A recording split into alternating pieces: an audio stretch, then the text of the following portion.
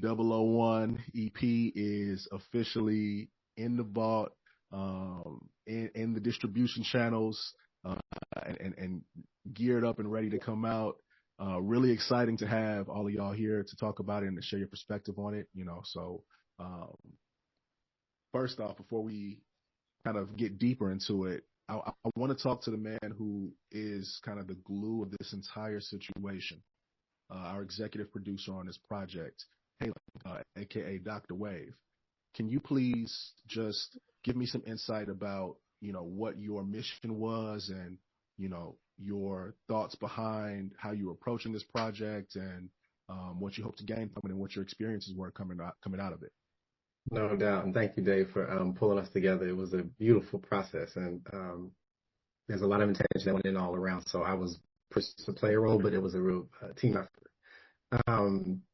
I think the experience was really about creating a sound of a moment. I'm a big fan of the now dearly departed Rebel Music Academy series. And so got halfway through an application to the summit one year, but it really forces you to sort of interrogate your relationship with music. So I was glad I even tried that. But they used to do these basically global summits where musicians would come together. There would be lectures, which are still online, highly recommend on YouTube, where people from like Q-Tip to Moody Man to whomever would come and talk about process and creativity. There's one of the Mizell brothers I've been meaning to watch recently, actually. Okay.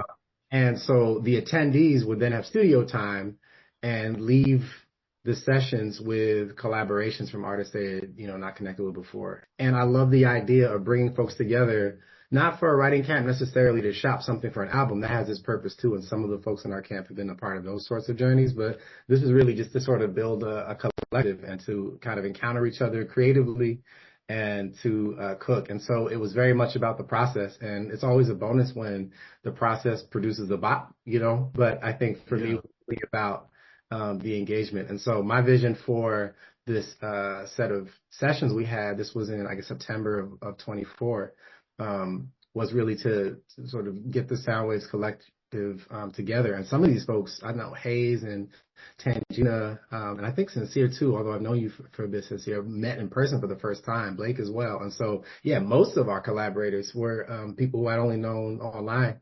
And so getting together was dope. And I would say just quickly, the second piece was about not being too prescriptive, but kind of like identifying a wave sound, which is, I think, a sound that is free. It is often up-tempo, but it's sort of a celebration of creativity and I think often like independent Black artistry. And so I thought that the tunes that we landed on, one that was more of a dance floor tune, one that is more of a ballad, really captured like the range of what we can do. So I think it's a great kind of opening statement, almost like a manifesto of what our collective is about and sort of who we are musically. No, I love that. And, for one, I just want to kind of zoom out a little bit and send a shout out to Lounge Studios, yeah. Shout out to Lounge Studios. They are absolutely amazing, and, particularly shout out to Ava Rain, but, the opening up the space for us, Christian, you are, fundamentally the newest member of the Waves manufacturing squad. And, at the same time, probably the deepest in the trenches, particularly with this super talented roster of artists. As an A&R, I would love to hear your take on what transpired in the days that led to this fantastic EP, and then just, again, how you feeling about this record that we got coming. Yeah, thanks, Dave. Thanks for queuing it up. I think I was definitely thrown into the fire being an intern at the time the camp happened, but I wouldn't have it under any other way. I think we came out with some real magic with these tunes, but in terms of being in A&R for this whole process, I think it really starts even weeks, months before, leading up to the meetings that we had to discuss, what kind of sound we were going to have. And, obviously Hailing was a part of that. You were a part of that.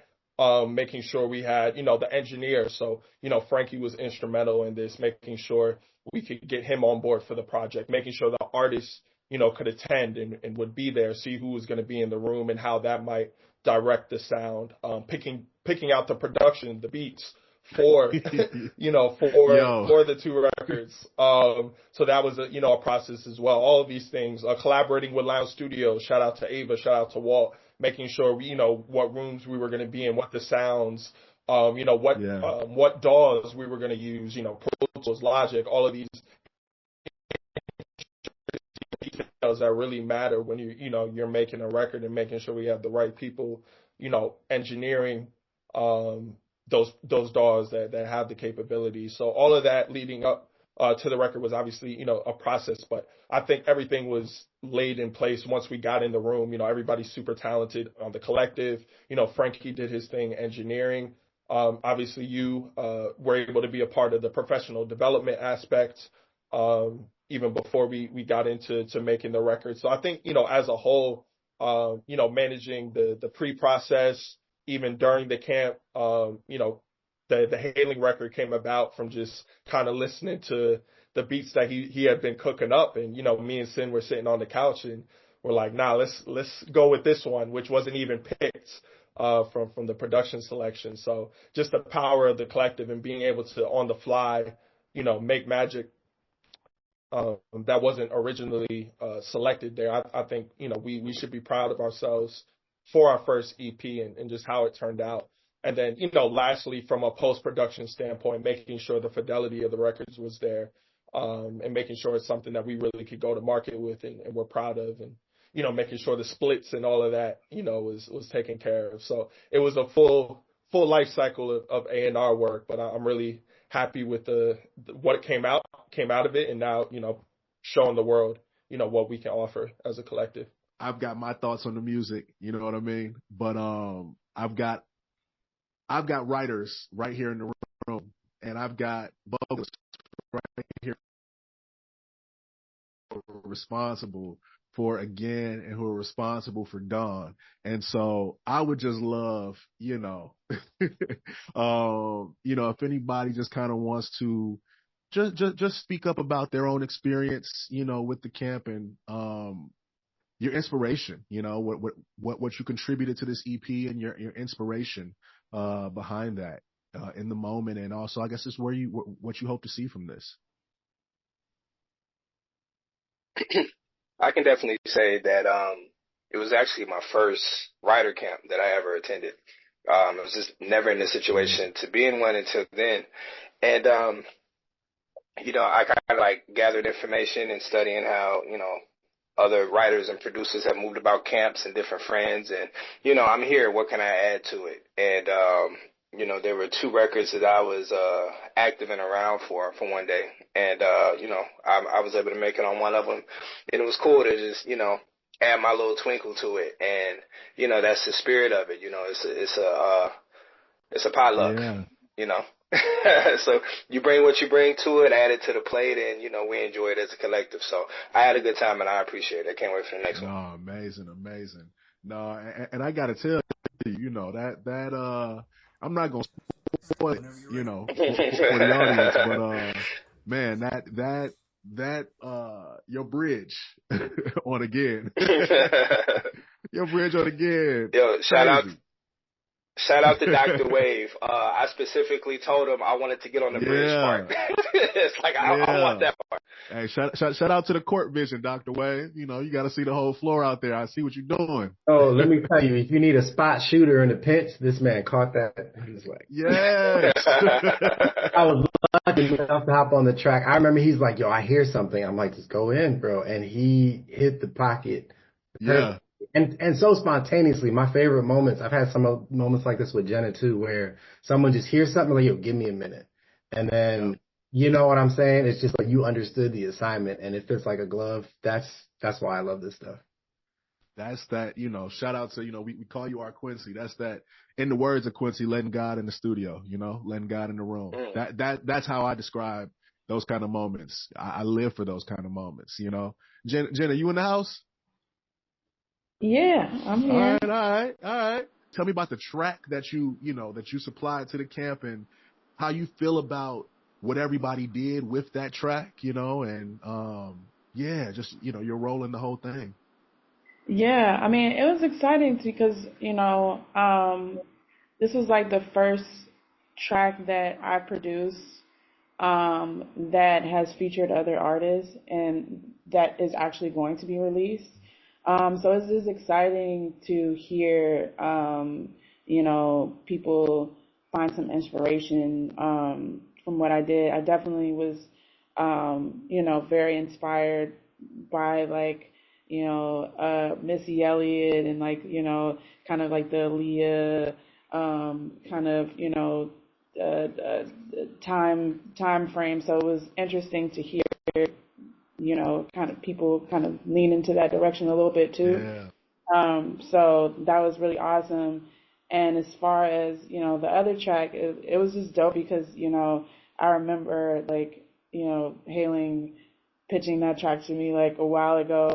And it started as he had started doing this remix.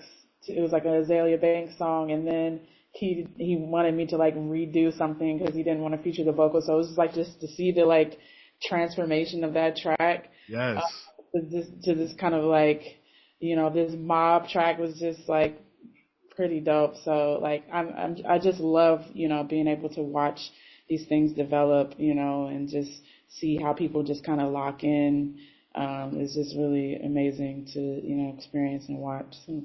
No, look, that's the beauty of this thing, that we have all that we have all fallen in love with, that is the beauty of this art form. And, it, in my opinion, it's best done with friends. A lot of people have the gifts to do it alone, but I genuinely believe that you get the best result, when you start bouncing those ideas off. That is literally when the magic happens, or when the guy comes in the room, Sin, I see you in the building. I heard you got some bars off on this thing. You know what I mean? We got your pen game involved. Tell me about that. Man, I enjoy writing more than anything. Okay. If anybody for me, writing is the creative process of it is the fun for me. So when I'm getting to be around different energy, especially in a setting like this, it was fun because everybody has their own thing that they bring, and there's no way the record is gonna go the way you expect the 100%. So it was a lot of fun to be in the room with so many talented people, feeding off the energy, having the production we had, and just being able to really just go whatever route the record took you and let it be organic and not feel forced or like you in a competition with it, even you're trying to do too much, just letting it be. Yeah. Yeah. No, I love that. I love that. As a writer, it's as a writer and as a performer, right? It's those are two completely different highs, right? And of course sometimes you get both, one and the same, but it's a different kind of high when you have a vision, you have ideas, and they come from your brain just from up here. They're not a physical thing that exists. They're just a thing up here. And you give that to somebody else, you convey that to other people, and then you hear this result of what that turns into. It's crazy what you can imagine. Yeah. Physically, audibly, it's crazy what you come up with. No matter what medium it is that you use, everything starts out as a spark. Yeah. And being able to build on that small spark and build it into a flame, a fire, or what it is that it came from that's the fun part. Yeah. That's the fun part. Now, once you've got this idea out, perfecting it and all that other stuff, that's the work. That's the business side. And that's the way you got to be polished. But the creating, bro, you could create 5 different songs in one record in different ways. And it's just the creating out of a spark, bro. It's a gift and a talent. If you have it, you appreciate it. If you don't, man, I wouldn't know. Right. Shane, you in the cup being shy, man? I'm just letting my peers shine. You know what I'm saying? I have my moment. I feel like Jenna definitely did her big one, as the kids say. This time, because from the producing to the singing, and then hearing the second track, the first track on the EP, I was like, "Ooh, Jenna, you a star. How does it feel?" Because I'm you deserve it. Thank you. No, you ate that up. You set the foundation. So I was on the Dawn track, and I think, like she said earlier, her influences were felt from like one of even the melodies that came up when I was just singing, and they're like, that sounds like an Aaliyah song, or that sounds like a this, and it was just cool to see how these mumbles ended up into a whole piece that made sense for everybody. So I just feel like we were basically like made something that gave like singing in the rain type of vibes, holding a boombox. That's the energy of that track, and I really, really enjoyed that.